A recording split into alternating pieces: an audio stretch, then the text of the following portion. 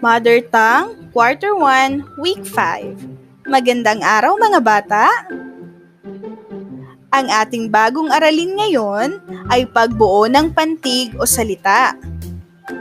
Layunin ng araling ito ay inaasahang mabibigkas o mababasa mo ang dalawa o higit pa sa mga dalawang tunog na pinagsama, maaawit o mabibigkas ang mga awitin, tula o bugtong na pambata, mabasa ang mga salitang pinagsama-samang letra para makabuo ng pantig o salita. Tingnan ang larawan. Nakakita ka na ba ng mga ito? Basahin ang nakasulat sa kahon. Uliting basahin ang tunog na nililikha nito. Ano ang tunog ng kamera? Ano naman ang tunog ng pito? Ang tambol. Mahusay! Ngayon naman, gawain sa pagkatuto bilang isa. Basahin ang awiting may pamagat na pen-pen di sarapen. Kopyahin sa kwaderno ang mga salitang may salungguhit.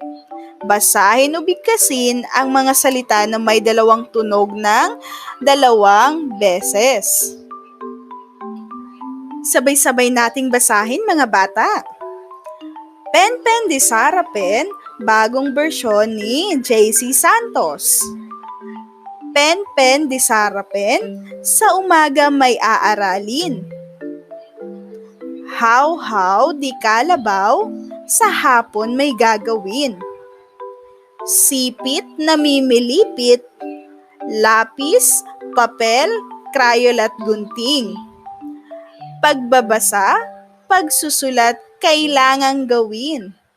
Kaya sulat at sagot sa kwaderno'y kumpletuhin. Prikitikitik, prikitikitik, prikitikitik. Ngayon naman, kayo naman ang magbasa.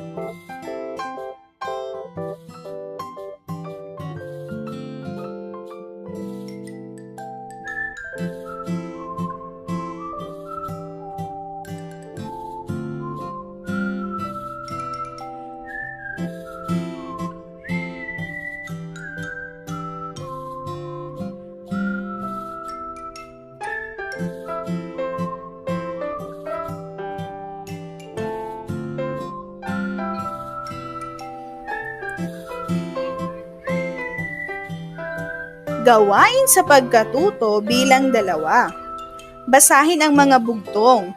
Kopyahin sa kwaderno ang mga salitang may salungguhit.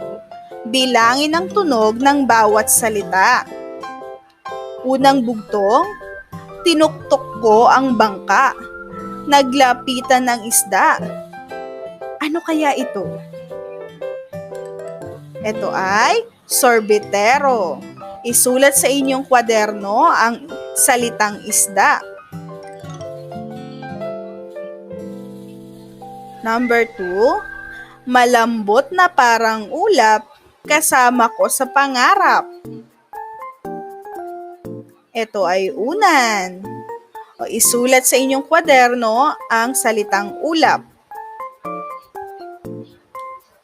Kain sa isang plato, kita sa buong mundo. Ito ay buwan o araw. Isulat sa inyong kwaderno ang salitang plato. At ang panghuling bugtong, kay lapit sa mata, di mo pa rin makita. Ito ay tenga. Isulat sa inyong kwaderno ang salitang mata. Laging tatandaan ng mga bata, ang bugtong ay maikling salita na nagsasabi tungkol sa isang bagay. Naglalarawan ito ng isang bagay, damdamin, lugar o pangyayari. Gawain sa pagkatuto bilang 3. Ano-ano ang mga letra ng alpabetong Filipino? Ano ang tunog ng bawat isa? Basahin ito ng malakas sa harap ng iyong magulang o miyembro ng pamilya. I-video ang sarili habang ginagawa ito. Gawain sa pagkatuto bilang 5. Basahin at sundin ang mga gawain. Kausapin ang iyong kapatid. Pakiusapan ng magbigay ng mga salita na may magkakasunod na pantig. Pangalawa, isulat sa papel ang mga pangalan ng bagay na nakikita sa loob ng bahay na ang pangalan ay may 2 o higit pa sa mga 2 pinagsamang letra para makabuo ng salita.